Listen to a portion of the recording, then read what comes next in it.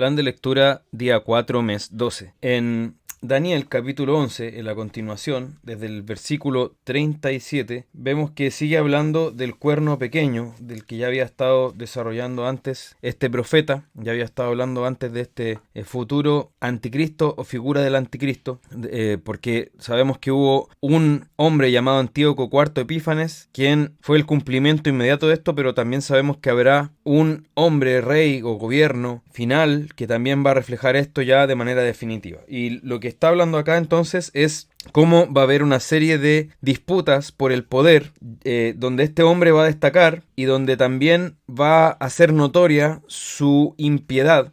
Él rechaza a todo Dios, es ateo, entre comillas, porque se levanta a sí mismo como Dios, se proclama a sí mismo como Dios, y además va a tener algo especial, que no va a valorar el amor de las mujeres, ¿cierto? No hará caso del amor de las mujeres, y ahí se especula mucho a qué se refiere eso, pero lo que sí sabemos es que no va a tener una relación normal con las mujeres. Y vemos que se declara que habrá una serie de disputas entonces, donde este rey o gobernante va a prevalecer, pero finalmente Dios mismo se encargará de él, y esto ya lo vemos reflejado en el libro de Apocalipsis, cuando se nos habla de el anticristo, de la bestia en ese caso, del falso profeta, y de cómo habrá una batalla mundial contra los escogidos de Dios. Eso no estamos hablando acá de una guerra de dos ejércitos, sino de una persecución mundial contra la iglesia, y donde este anticristo parecerá vencer en algún momento. Dice, se le permitió hacer guerra contra los santos y vencerlos, pero Dios mismo se encargará de él. Y en el capítulo 12 ya se habla de Miguel, de este arcángel que ya se había también anunciado antes y que pelea por el pueblo de Dios, y se habla de la resurrección de los muertos. Eso es muy importante porque el versículo 2 nos recuerda mucho a Juan capítulo 5, cuando dice que todos los que están en los sepulcros oirán su voz, y unos resucitarán para vida y otros para condenación. Entonces acá nos habla también de cómo van a ser glorificados aquellos que siguieron el camino de la sabiduría, del temor del Señor, de la piedad, mientras que los impíos actuarán impíamente y no entenderán el camino de la verdad. Apocalipsis también nos complementa esto diciendo que ellos, a pesar de sufrir una serie de juicios sobre sus vidas, ellos no se van a arrepentir, tal como Faraón, quien endureció su corazón. Entonces, esto nos habla de la gran soberanía de Dios, de cómo Él previó todas las cosas mucho antes de que ellas ocurrieran. Él las previó, y vemos que entonces Daniel, aunque no entendió la visión que recibió, no la entendió a cabalidad, esta visión se aplica para muchos siglos posteriores a él. Milenios podríamos decir, ya vamos contando milenios. Sin duda tuvo un cumplimiento inmediato, como decíamos, en su momento, pero tendrá también un cumplimiento final, el que todavía estamos aguardando. Pero lo que sabemos es que Dios vencerá sobre este gobierno impío que se va a levantar ya de manera definitiva y final para oponerse a Dios, sufriendo entonces la consecuencia de su rebelión. Salmo 123 ya lo comentamos en la primera parte de este plan. En Proverbios 29, del 2 al 4, vemos cómo se vuelven a hablar proverbios sobre esta característica que tienen los gobiernos, dependiendo de si son entonces, si están a la cabeza justos o impíos. Y vemos que cuando los impíos gobiernan, el pueblo gime; cuando los justos dominan, el pueblo se alegra. Entonces no da lo mismo quien gobierne. También el hijo va a causar ya sea alegría o tristeza al padre. Y eso también es algo que ha venido diciendo Proverbios una y otra vez. Aquel que disipa sus bienes, aquel que frecuenta rameras, y no solamente acá nos podemos detener en las rameras, sino que cualquier forma de despilfarrar los bienes, ya sea en placeres de este mundo, en vicios, en cosas que no aprovechan, en el ocio, por ejemplo.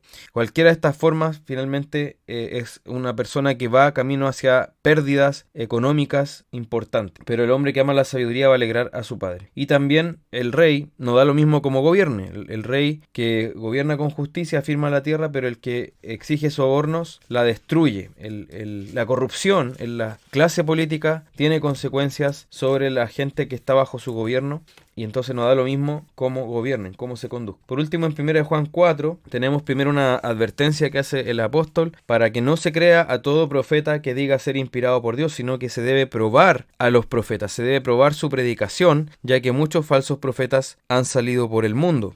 Entonces, vemos que debemos tener ese cuidado, ese discernimiento de ver entonces si la persona que está profetizando algo, que está predicando algo, lo está haciendo conforme a la palabra de Dios o no. Y también es muy importante porque el concepto que tengamos de Cristo va a definir si tenemos el espíritu de la verdad o el espíritu del anticristo, ¿cierto? Porque acá nos dice que un concepto equivocado sobre Cristo equivale a tener el espíritu del anticristo. Y vemos que acá se dice, ustedes han oído que viene, pero él les aclara, ya está ese espíritu obrando en el mundo, solo que ya va a llegar a un punto final, o va a subir el volumen al máximo, por así decirlo, pero ya está sonando este espíritu del anticristo, y ya lo podemos ver en cómo Cristo, la persona de Cristo, la obra de Cristo es deformada en la predicación de los falsos profetas. Entonces, acá está aclarando que de todas formas los verdaderos cristianos ya han vencido sobre esta gente falsa, porque mayor es el que está en nosotros que el que está en el mundo.